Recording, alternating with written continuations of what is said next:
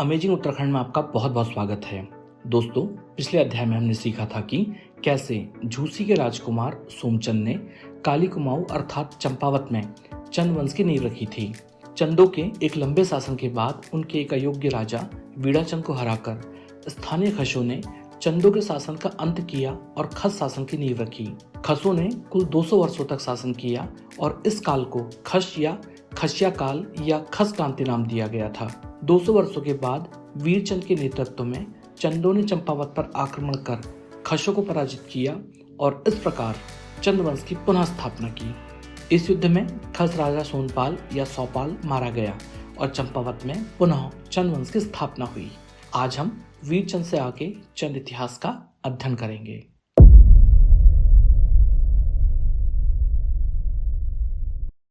दोस्तों, वीरचंद के बाद यह शासक गद्दी पर बैठे, किंतु उनकी किसी उपलब्धि के बारे में कोई महत्वपूर्ण जानकारी उपलब्ध नहीं है।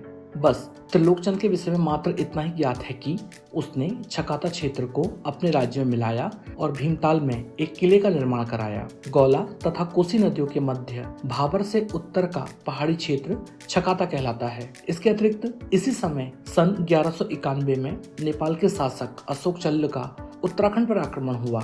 इस आक्रमण की जानकारी गोपेश्वर त्रिशूल अभिलेख, बाड़ाहाट त्रिशूल अभिलेख तथा बोधगया के 3 अभिलेखों से होती है।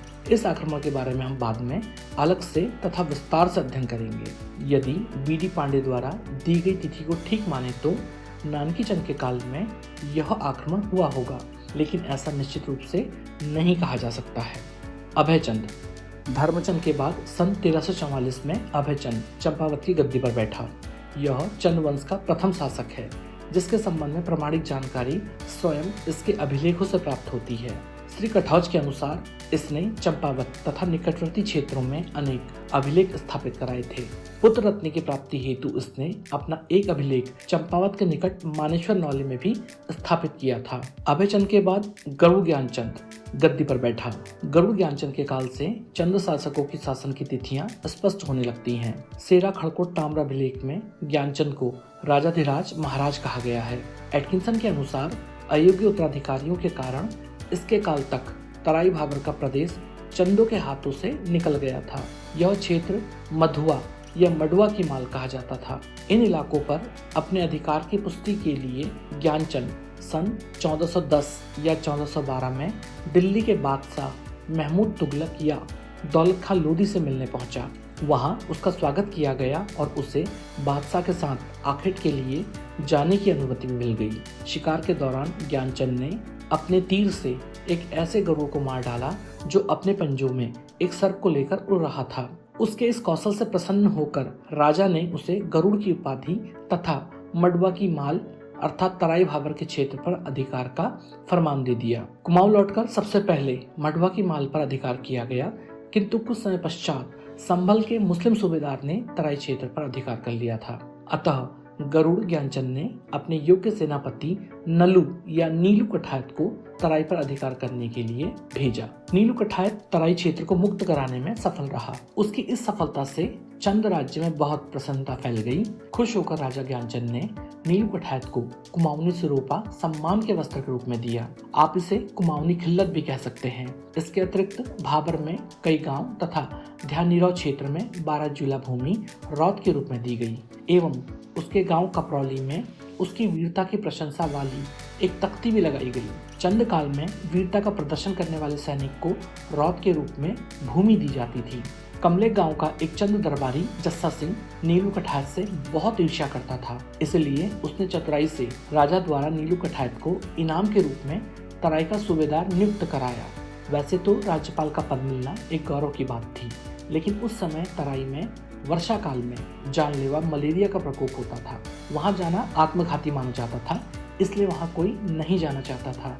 जब यह बात नीलू कठायत को ज्ञात हुई तो वह क्रोधित होकर राजा के दरबार में पहुंचा और उसने राजा से कहा कि एक ओर तो उसकी वीरता के लिए उसकी प्रशंसा की जा रही है, वहीं दूसरी ओर उसे तराई का राज्यपाल बनाकर मृत्युदंड दिया जा रहा है। यह कहते हुए नीलू दरबार से चला गया। उसके पीठ पीछे जस्सा सिंह ने उसके इस व्यवहार के लिए राजा को बहुत भड़काया। जब नीलू अपने घर पहुंचा तो उसकी पत्नी ने उसे बहुत समझाया और कहा कि राजा के साथ शत्रुता कर जीवन व्यतीत नहीं किया जा सकता है। राजा से बातचीत कर विवाद को दूर किया जा सकता है। नीलू का क्रोध शांत होने पर वह पत्नी की बात से सहमत हो गया। सुरक्षा की दृष्टि से उसकी पत्नी ने अपने 2 पुत्रों सुजू तथा बड़ू को अपने पिता के यहाँ भेज दिया। मार्ग में यह मासूम बालक जस्सा के हाथ लग गए और वह उन्हें अपने घर ले गया। दूसरी ओर जस्सा ने राजा को कहा कि नीलू कठायत तो बड़ा ही भ्रष्ट है, उसने आपकी हत्या के लिए अपने पुत्रों को भेजा है। क्रोधित राजा ने नीलू के पुत्रों को कैद कर उनकी आंखें निकालने का आदेश दे दिया। इस प्रकार जस्सा सिंह आग में और अधिक घी डालने में सफल रहा। जब यह बात नीलू कठायत को ज्ञात हुई तो वह क्रोधवश नियंत्रण से बाहर हो गया और उसने मेहरा धड़े के लोगों को संगठित किया। नीलू कठायत ने जस्सा सिंह के कमले गांव में स्थित कमले किले को आग लगा दी, सारा गांव उजाड़ दिया तथा जस्सा सिंह को मार डाला, किंतु उसने राजधर्म के कारण राजा को छोड़ दिया। नीलू ने इस विकट दुख की घड़ी में भी अपना राजधर्म न भूलकर राजा को छोड़ दिया था। इस बात का अनुभव होने पर राजा ने अपनी भूल स्वीकार की और नीलू को क्षमा किया। राजा ने आरंभ में तो नीलू कठायत को क्षमा कर दिया, किंतु कुछ समय पश्चात वह नीलू कठायत के इस कार्य को सोच सोचकर उससे ईर्ष्या करने लगा था। एक दिन अवसर पाकर उसने छल से नीलू कठायत की हत्या करवा दी। उसके इस कार्य से उसकी बहुत अपकीर्ति हुई और इस प्रकार नीलू कठायत का अध्याय समाप्त हुआ। दोस्तों, ज्ञात होता है कि गरुड़ ज्ञानचंद एक जन विरोधी शासक भी था, क्योंकि उसने अपनी प्रजा को रौत अर्थात जागीरदारों को सौंप दिया था और इन जागीरदारों ने प्रजा पर बहुत अत्याचार किए थे। जागीरदारों के अत्याचारों की शिकायत जब उनके नेता कुंजीपाल ने राजा से की तो उसने न्याय करने के स्थान पर कुंजीपाल की ही हत्या उसके भाई कीर्तिपाल से करा दी और फिर कीर्तिपाल की हत्या का आदेश दे दिया। राजा के अत्याचारों से त्रस्त होकर प्रजा ने कुंजीपाल के पुत्र क्षेत्रपाल के नेतृत्व में राजधानी में आक्रमण किया और चंद शासक की हत्या कर दी। सन 1418 के गोपसा ताम्रपत्र अभिलेख से ज्ञात होता है कि ज्ञानचंद ने कुजौली का गांव देवराज तिवाड़ी को दान में दिया था। मझड़ा अभिलेख से पता चलता है कि राजा ज्ञानचंद ने सोर क्षेत्र पर भी विजय पाई थी। गरुड़ ज्ञानचंद चंदों में सर्वाधिक समय तक शासन करने वाला शासक था। उसने कुल 45-46 वर्षों तक शासन किया। उसके बाद क्रमशः हरिहर चंद तथा उद्यानचंद गद्दी पर बैठे। राजा गरुड़ ज्ञानचंद ने नीलू कठायत की धोखे से हत्या की थी, इसलिए उसकी हत्या से लगने वाले पाप के प्रायश्चित हेतु उसके एक उत्तराधिकारी उद्यानचंद ने बड़ी मात्रा में दान दिए, धर्म कर्म के कार्य किए और 1 वर्ष का लगान क्षमा किया। उद्यानचंद ने चंपावत में भव्य बालेश्वर मंदिर का निर्माण कार्य भी आरंभ किया था। इसके शासनकाल में गुजराती ब्राह्मण श्रीचंद तिवाड़ी तथा उसका पुत्र सुखदेव तिवाड़ी कुमाऊं आए थे। ज्ञानचंद के बाद क्रमशः आत्मचंद, हरिचंद तथा विक्रमचंद गद्दी पर बैठे। विक्रमचंद के 2 अभिलेख वर्तमान में प्राप्त हो चुके हैं। प्रथम अभिलेख सन 1423 का है जो बालेश्वर मंदिर से प्राप्त हुआ है और कुंज शर्मा तिवाड़ी के नाम का है। दूसरा अभिलेख सन 1434 का है जो चंपावत से प्राप्त हुआ है। विक्रमचंद ने भी अपने पूर्वजों के पापों के प्रायश्चित हेतु ज्ञानचंद की भांति कई लोकोपकारी कार्य किए। कुंज शर्मा नामक ब्राह्मण के नाम के ताम्रपत्र से ज्ञात होता है कि विक्रमचंद ने बालेश्वर मंदिर के निर्माण कार्य को पूरा किया था। आरंभ में विक्रमचंद ने धर्म कर्म के कार्य तो किए, किंतु बाद में यह राजकाज छोड़कर विलासी जीवन में डूब गया था। इसलिए स्वाभाविक ही था कि राजनीतिक व्यवस्था उत्पन्न होने लगी थी। विक्रमचंद की योग्यता का लाभ उठाकर इसके भतीजे भारतीचंद ने इसके विरुद्ध विद्रोह कर दिया था। भारतीचंद के प्रबल विद्रोह के कारण विक्रमचंद को राज्य छोड़कर भागना पड़ा और भारतीचंद चंपावत की गद्दी पर आसीन हुआ।